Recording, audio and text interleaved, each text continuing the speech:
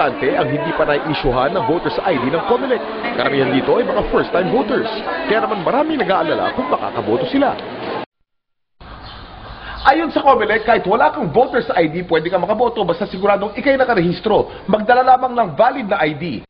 Ang mga valid ID na tatanggapin ng COMELEC ay mga sumusunod: SSS, GSIS, passport, driver's license, postal ID, PRC ID, OWA ID, senior citizen card, Seaman's book, NBI clearance o kahit na anong government-issued ID na may litrato ninyo. Para naman sa mga estudyante, dalhin ang inyong student ID at registration form. Siguraduhin hindi pa expired ang inyong mga ID.